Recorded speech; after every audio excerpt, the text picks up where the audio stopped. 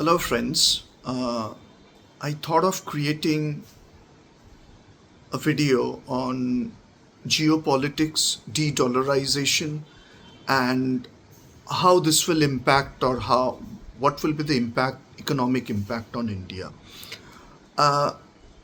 Although this particular subject may not interest us, but uh, those service sector employees like IT or a software employees, uh, many of my Facebook friends are, this video indirectly or directly impacting heavily on them in upcoming years.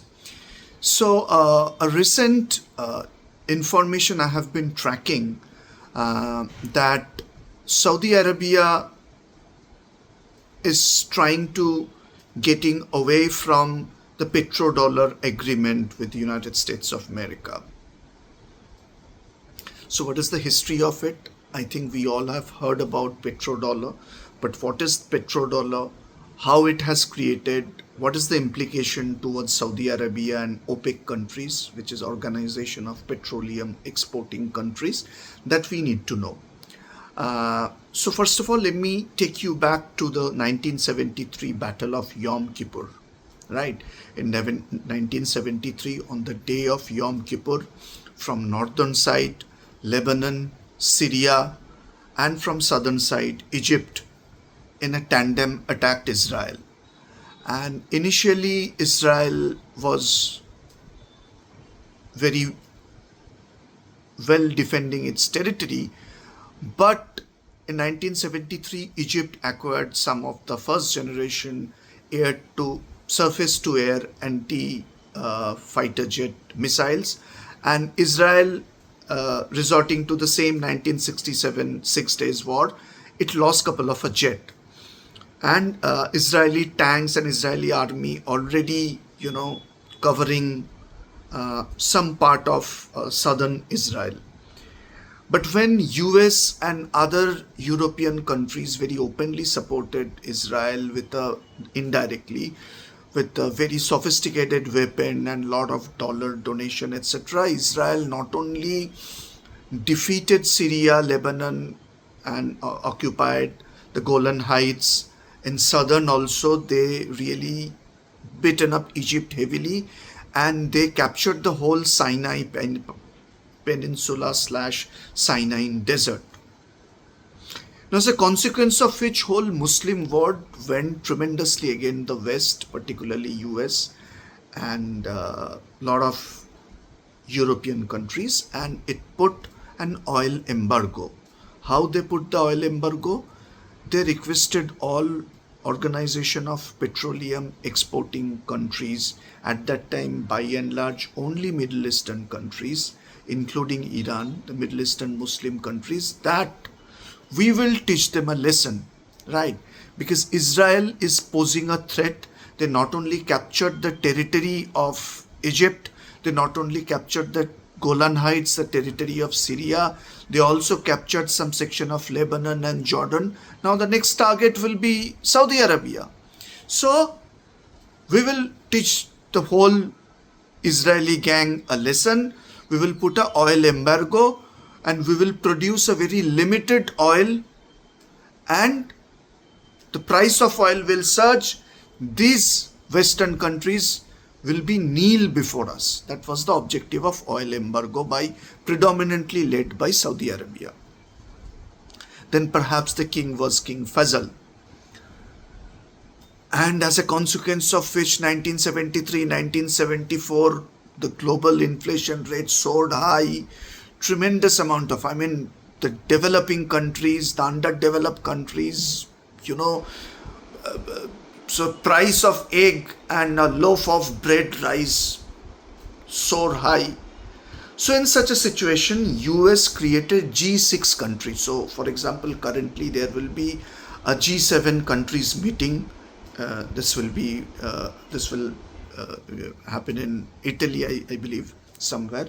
So G6 countries. Earlier it was G6 country who were the member of G6 countries: France, West Germany, UK, US, Japan, and Italy. The 6 countries, they sat together And US cracked a new mechanism. They sat with Saudi. They said, hey, you are the leader of the OPEC slash the whole Sunni gang, Sunni Islamic countries gang. So I promise. So US said, we promise Israel will never touch your territory, will never attack you. And you are the largest exporter of oil. Why don't you slash all OPEC countries start dealing only in dollar, and you will be rich because your currency and US dollar is so high, this. So Saudi Arabia said, forget about Islam, Israel. I will be richy rich if I start trading only in petrodollar. He convinced that other OPEC countries like UAE, Bahrain, Kuwait, Iraq, Iran, Yemen at that time, and they all thought, wow, we were dealing in some fragile, our own currency, which is not that strong. If we start dealing in only, so if you are India, a non-OPEC country, or a Malaysia, a non-OPEC country at that time, if at all you need to purchase oil from these OPEC countries, you need to deal only in dollars, United States dollars. That's called petrodollar. So forget about Israel. They agreed to it, and now onwards, every transaction of petro slash energy buying from OPEC countries, this has to be a huge amount. Currently, if I say it's close to $3 trillion worth of petro slash petroleum commodity that these OPEC countries export, right? Which is close to, India's GDP, right? The amount is. And now, I mean, until 2023-24, it was only dealt in US dollar. Also, how US bullshitted these Saudi people. They said, hey, hang on, you want to be more powerful? So we have turned out to be a richy rich. They said, yes, you have. Now, we want you to invest in our treasury bill, which is nothing other than government bond. We all know what is bond, and I don't want to get the details into it. So you can control. So you are the king of the kings. Now, if you invest in our treasury bond, you can directly have access to our economy.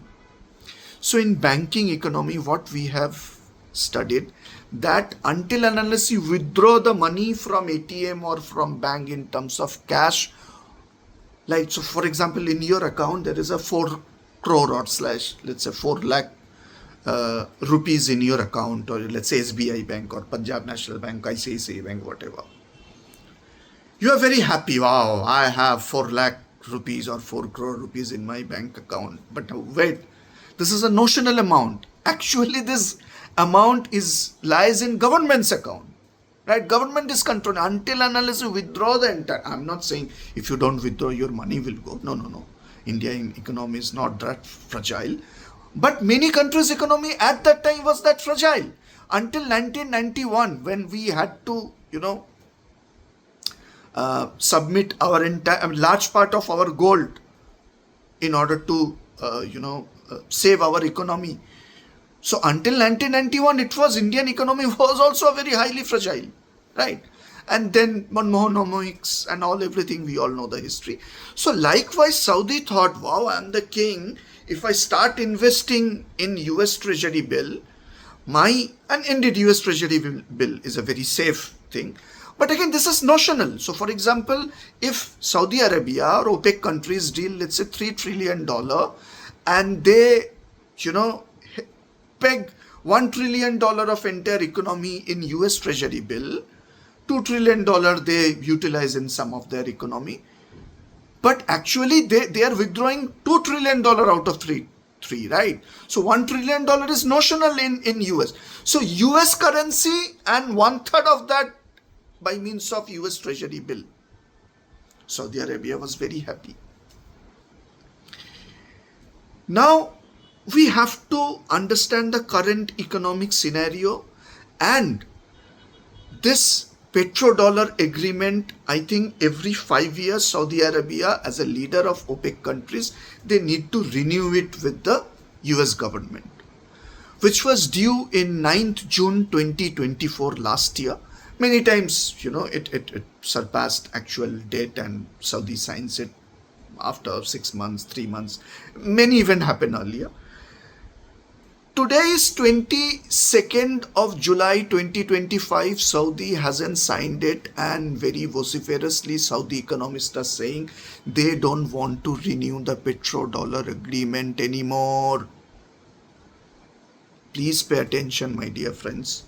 What is the implication of it? What is the ramification of it?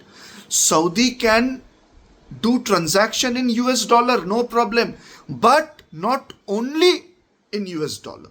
So if India wants to purchase $1 billion worth of petrol, crude oil from Saudi, India and Saudi can crack a deal. India will say, I will pay you a large chunk of INR, Indian rupee, and we will exchange it in our own mutual terms. Earlier, India had to pay through dollar.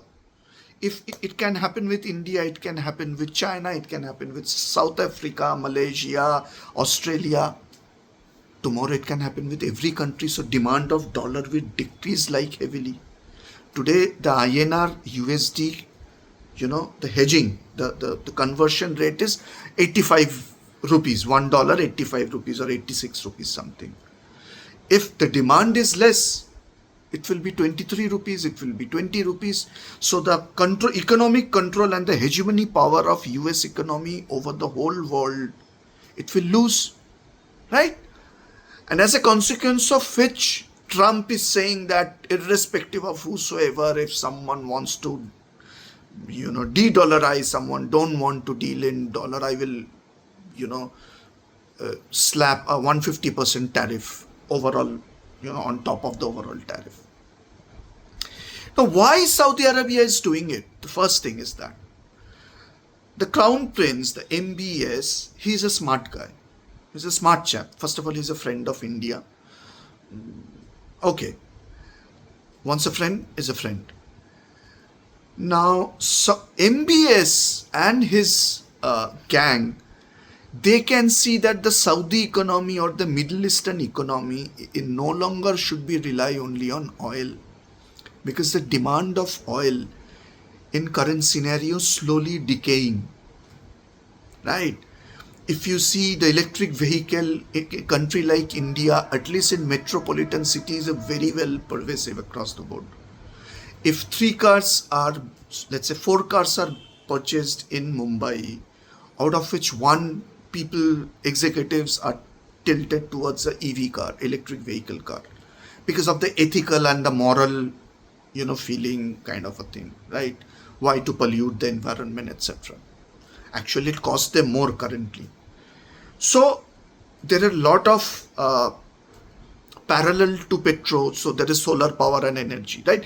So demand of petroleum, demand of oil is slowly decaying. So Saudi and MBS thinking that, like Dubai has divested its economy apart from oil.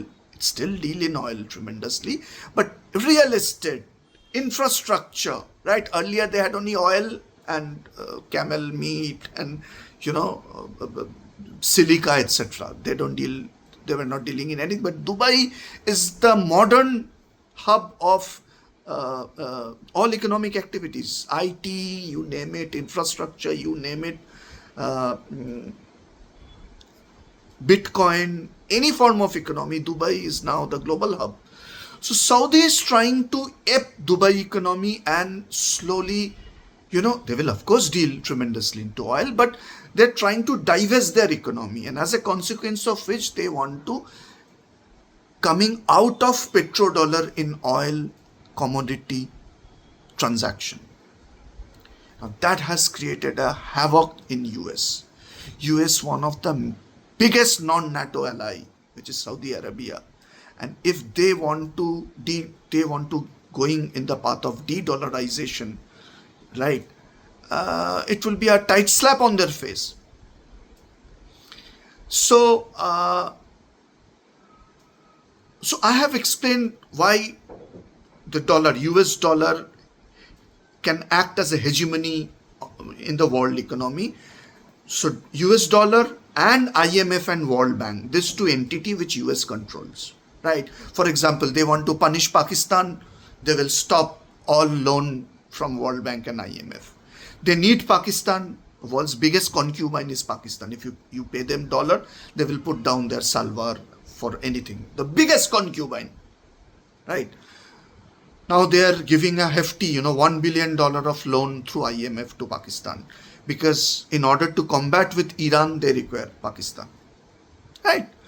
So likewise, they want to control by means of predominantly US dollar, World Bank and IMF. Now, with the advent of the BRICS countries, which is Brazil, Russia, India, China, South Africa. I repeat, BRICS, full form of BRICS is B Brazil, R Russia, I India, C China, S South Africa. These 5 countries together created a consortium of BRICS, and predominantly the objective was to move towards de-dollarization.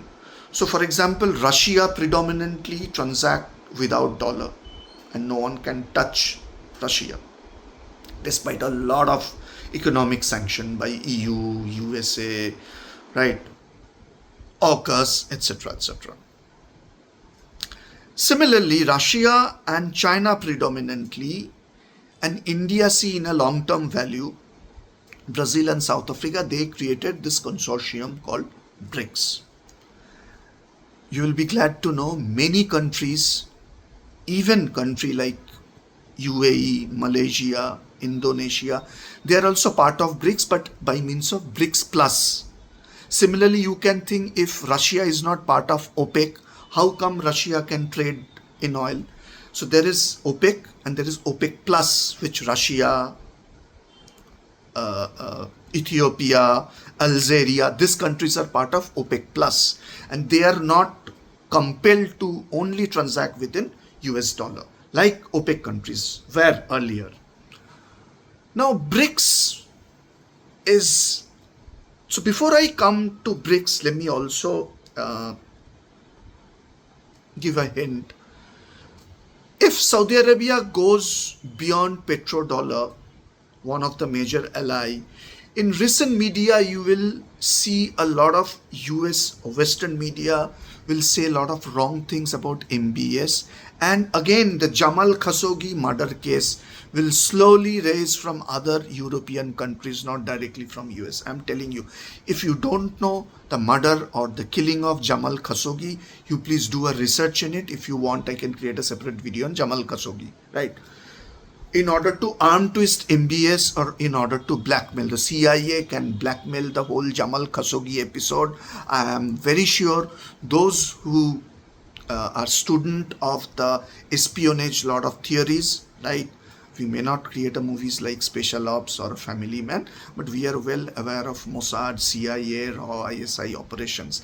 CIA will slowly already perhaps started blackmailing MBS, Mohammed bin Salman, the Crown Prince of Saudi Arabia, in Jamal Khashoggi murder case, right? I'm pretty sure about it, because CIA has got a first-hand recording of the entire episode. Anyway, Jamal Khashoggi murder is a separate thing.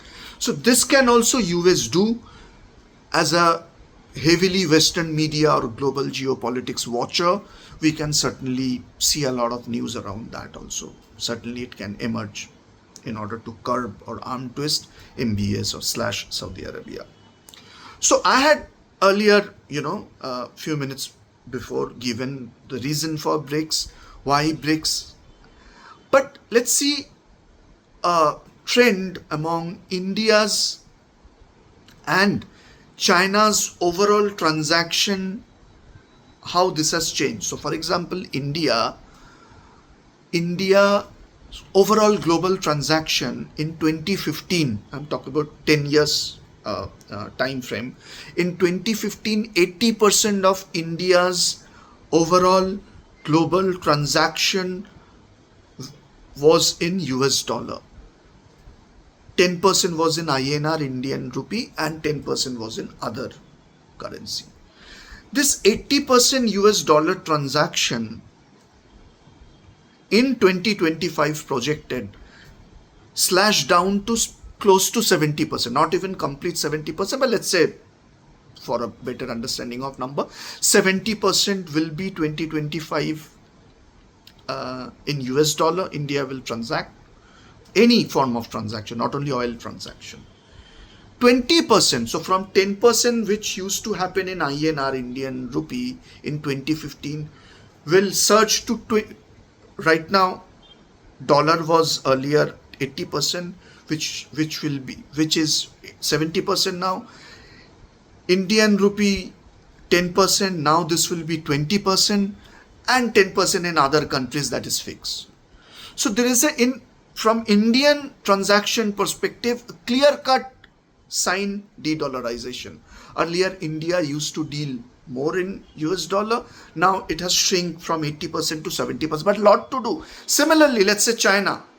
In 2015, close to 70 to 75% of China's overall transaction was in US dollar, which is today 60%. China has moved a bit far from India. Russia is.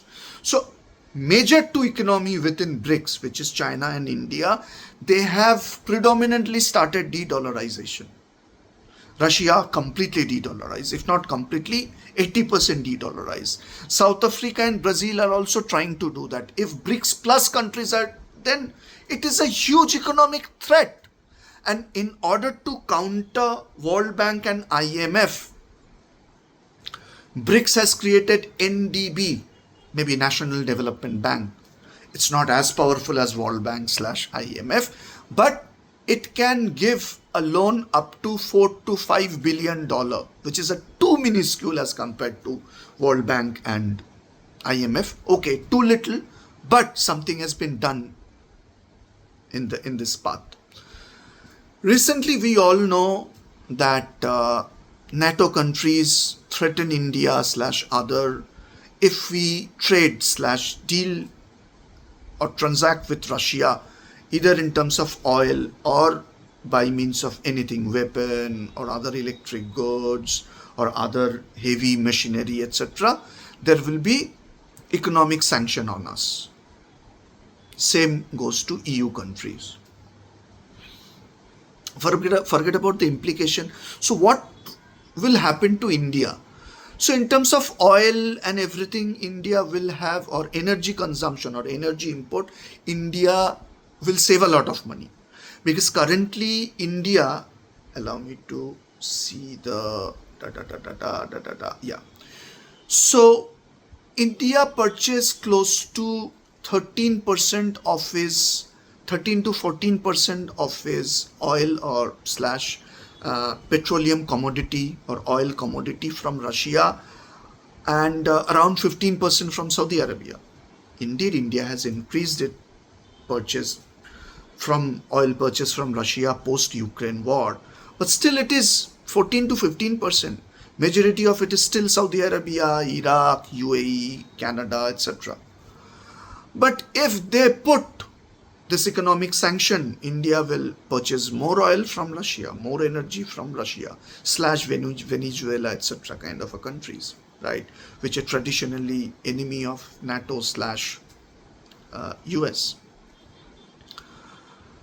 But EU needs to see what will be the implication, because when Ukraine war started, EU gets into huge economic crisis, energy crisis.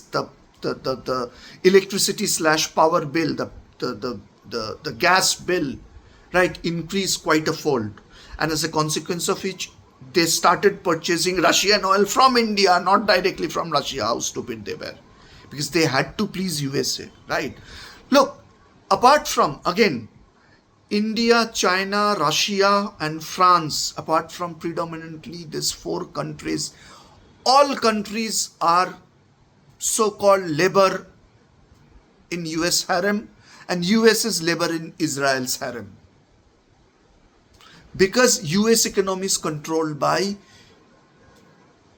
the Jew big business barons. They operate from US and they control the whole global economy slash US, hence US economy. Anyway, so in terms of energy consumption, there will be no wrong, bad implication, I suppose. But yes, certainly IT export, other services export may hamper. If I uh, treat the NATO chief Mark Rutte's threat very seriously, at the max this can happen.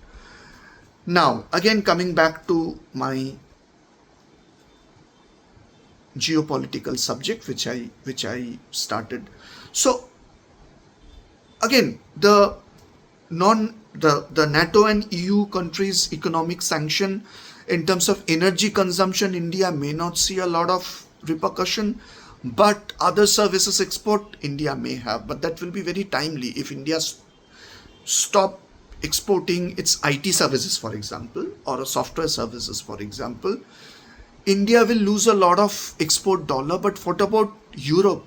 The entire European bank and US banks are highly integrated with Indian softwares. Indian IT companies made application, etc.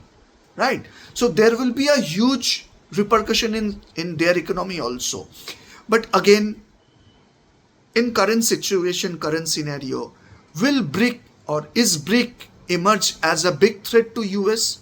I'm telling you, not at all. Still, a long way BRICS countries needs to go in order to counter. Because please understand, Brazil's economy and political scenario are very fragile. So is South Africa. The big economy, India and China, they are fighting with each other, not in terms of battle skirmishes, but in terms of economic battle, right? The whole Indian Ocean is almost a battleground. I mean, the whole maritime scenario. Who will control Indian Ocean, right? So there, in order to curb US hegemony, they really need to sit and they really need to crack a win-win deal among India and China. That's the biggest two economic power. Russia is friend to both India as well as China, but a bit more tilted towards China because not only China China imports a lot of stuff from Russia. They also help Russia economically, which India may not as openly, right, as overtly as China can do.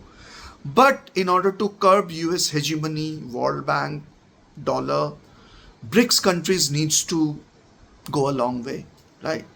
Too little has been done, but something very formidable has been done, right? But too little, still a long way to go. So I thought of, creating a video in order to keep my friends on Facebook and other channel posted about the current geopolitical scenario, de-dollarization, and the economic impact of developing countries like India and China. Thank you. Jai Hind. Bharat Mata Ki Jai.